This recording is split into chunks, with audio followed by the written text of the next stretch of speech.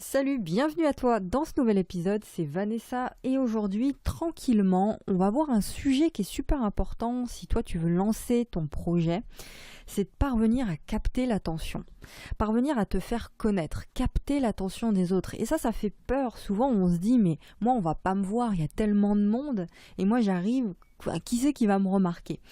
Et donc on va vraiment plus précisément parler de capter l'attention, comment est-ce que tu peux, oui, attirer l'attention sur toi. Parce qu'aujourd'hui, pourquoi capter déjà? Parce qu'aujourd'hui, on est dans un monde, tu peux le voir, où on est sollicité de toutes parts. On est sollicité de partout, de partout, de partout.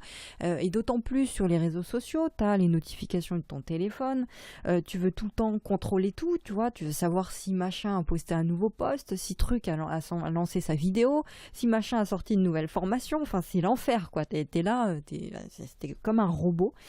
Enfin bref, t'es sollicité de partout et t'as envie de ne rien manquer.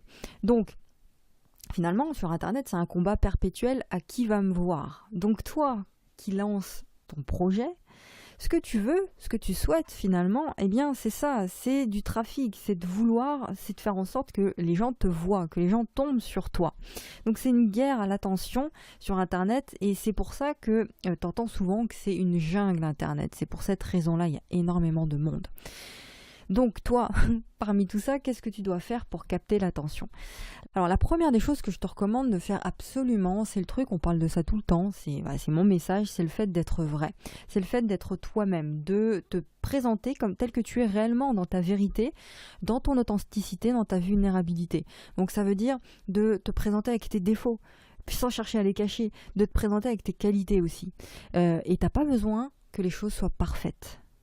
Souvent, on se dit, voilà, on est coach, expert, conférencier, on accompagne les gens, machin, on veut proposer notre aide aux gens, les accompagner, mais ça veut pas dire, c'est pas une raison pour être quelqu'un d'autre que toi-même. Tu vois, c'est pas une raison de vouloir que tout soit lisse, sans défaut et sans fioriture. Bon, et d'ailleurs, ça enlève toute humanité de vouloir que tout soit parfait. Imagine simplement, là, je vais te laisser imaginer juste une seconde. Imagine ce que serait ta vie si tu vivais pleinement dans ta vérité. Ça ressemblerait à quoi cette vie-là? Est-ce que tu t'es déjà posé cette question-là? Ce serait quoi une vie si tu disais la vérité, où tu ne te caches pas? Ce serait quoi si tu partageais ce en quoi tu crois, fermement, tes convictions, ce que tu penses avec les autres sincèrement? Ce serait quoi? Ça ressemblerait à quoi si tu faisais ça? Sans chercher d'ailleurs à savoir si ça va plaire, si on va se moquer de toi, si on va te critiquer ou quoi que ce soit, on s'en fiche de ça. Juste une vie, ça ressemblerait à quoi cette vie où tu peux cesser une bonne fois pour toutes de te cacher derrière un masque, juste par peur d'être jugé, d'être critiqué ou d'être mis de côté? Eh bien ça donnerait tout simplement quelqu'un de captivant. Eh ouais, quelqu'un d'humain, quelqu'un avec qui on a envie de parler, qu'on a envie de côtoyer, quelqu'un qu'on a envie de rencontrer finalement, avec qui on a envie de faire un bout de chemin ensemble. Eh bien tu serais cette personne-là, cette personne qu'on aime pour qui elle est, point. Tu vois, avec qui on a envie de parler, de ce qui nous tient à cœur, voilà, sans complexe, sans arrière-pensée ou je sais pas trop quoi. Et c'est ça être captivant. Ça s'appelle comme ça en fait, c'est ça la définition. Et pourquoi ça plaît ça, quand on est nous-mêmes? Pourquoi ça plaît aux gens? Parce que tout simplement, les gens recherchent la sincérité, on recherche tous la sincérité, la vérité, l'authenticité quelque part. Quand on se sent mal, c'est qu'on recherche la vérité. On recherche quelque chose pour se sentir bien, donc c'est la vérité, c'est l'authenticité, c'est le bien-être. Et on est tous à la recherche de ça au quotidien. Par contre, c'est l'inverse qu'on vit, tous. On vit tous des rôles quelque part dans notre vie au quotidien. Quand on va travailler, tu joues un rôle. Quand tu vas, faire des courses, tu joues un rôle. Quand tu vas chercher ton pain, la personne qui te sert joue un rôle.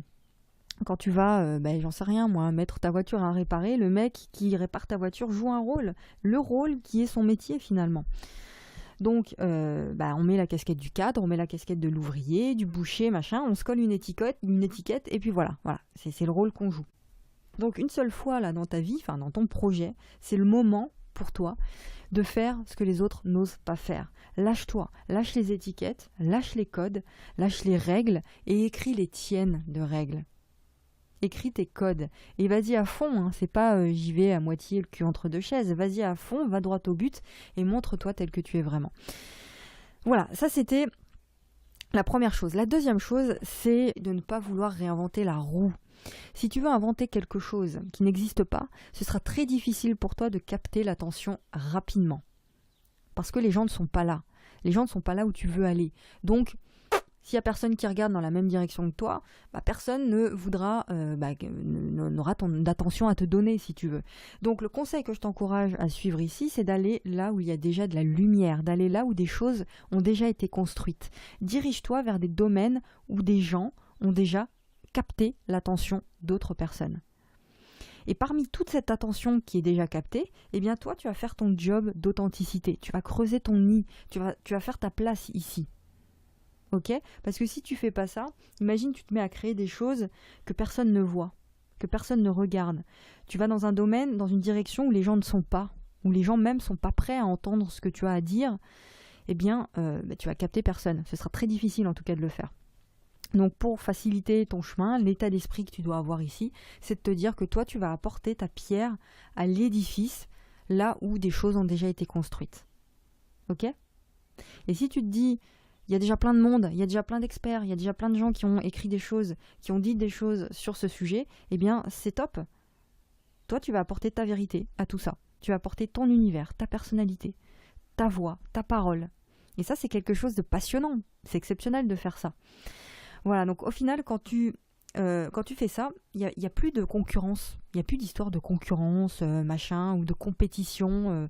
Faut passer devant les concurrents ou je sais pas trop quoi. C'est super chiant ça. C'est pas l'idée. L'idée, c'est d'apporter ta patte là où il y a déjà des choses. D'ailleurs, c'est ce que je t'encourage à faire quand tu te lances, tu sais.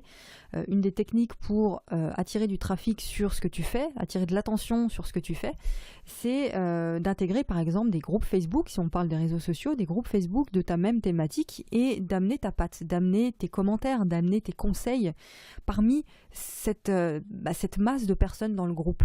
Et tu fais ta place, tu te présentes comme une personne ayant de l'autorité dans ce groupe Facebook-là. Donc tu apportes ta pierre à l'édifice. Tu intègres des groupes comme ça. Et là, tu marques ton empreinte dans ton domaine. Ok ? T'as compris l'idée ? Une dernière chose, pareil, les trois choses sont aussi importantes l'une que l'autre, et puis même elles sont liées. C'est de connaître à qui tu t'adresses, mais parfaitement. De savoir spécifiquement à qui tu parles. Si tu parles à tout le monde, tu parles à personne. Ça, on le dit, tu l'entends partout.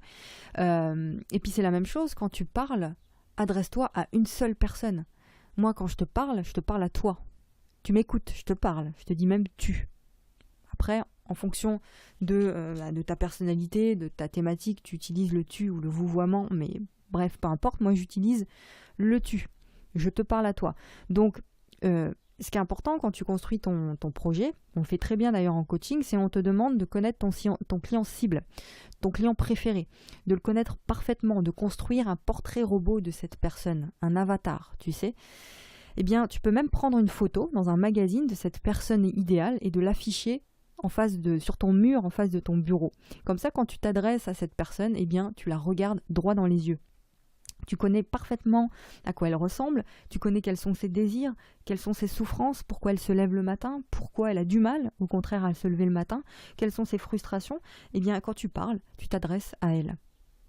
Ok, quand tu communiques à une seule personne en particulier. Quand tu parles à une personne, tu es clair et captivant.